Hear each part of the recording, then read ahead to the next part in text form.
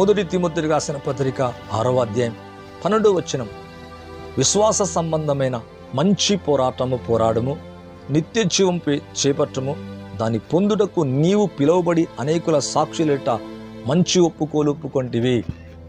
ఇక్కడ చూస్తే దేవుని యొక్క వాక్యములు కనుక చూస్తే విశ్వాస సంబంధమైన మంచి పోరాటం. అందుకే మన యుద్ధోపకరములు శరీర సంబంధమైనవి కావు.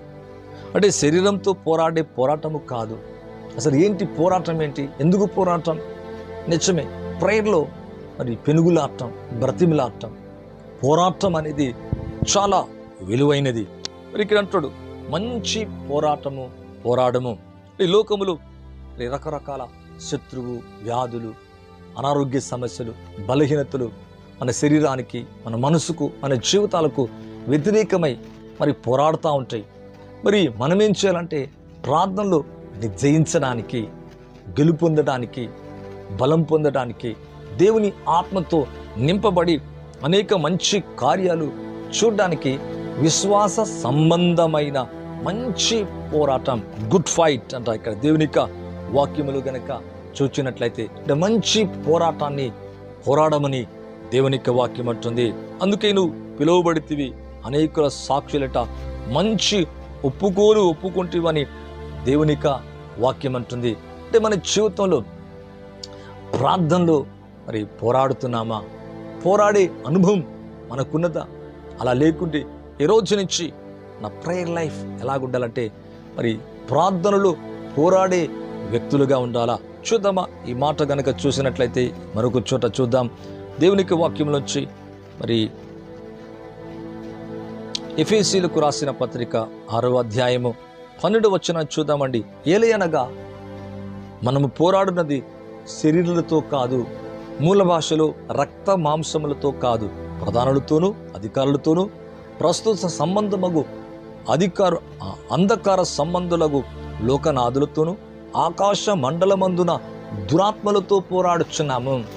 అంటే ఇక్కడ చూస్తే మనం పోరాడున్నది శరీరులతో కాదు.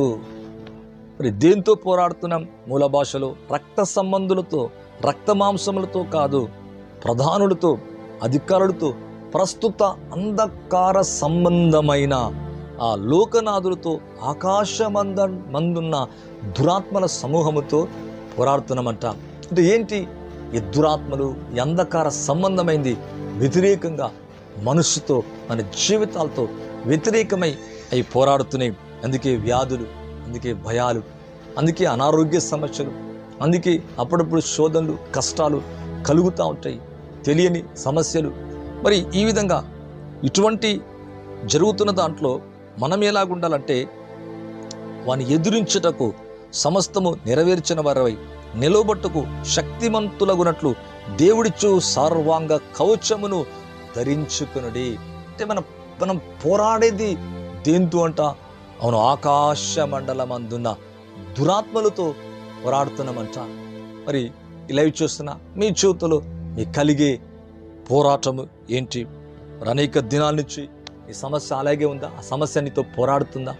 ఆ కష్టం, ఆ వ్యాధి, లేదా అపవాది, లేదా శోధన, లేదా అప్పు సమస్య, మరి మరొకటి భయం, మరి అనేక రకాలుగా మన జీవితానికి, ఆత్మకు, శరీరానికి, మన మనస్సుకు, లేదా మన జీవితాలకు, మన కుటుంబాలకు వ్యతిరేకమై దురాత్మలు ఏం చేస్తాయంటే పోరాడుతున్నట్టుగా బైబిల్లో మనం చూస్తున్నాం. ఇలా చూస్తున్నాం. మీ అందరి చూస్తున్నాం. మీకు కలిగే ప్రతి పోరాటములు జయము కలుగునుగాక. మీకు కలిగే ప్రతి పోరాటములు దేవుడు అత్యధిక విజయము కలగచ్చేనుగాక. పరిశుద్ధాత్మ యొక్క నింపుదల కలుగునుగాక.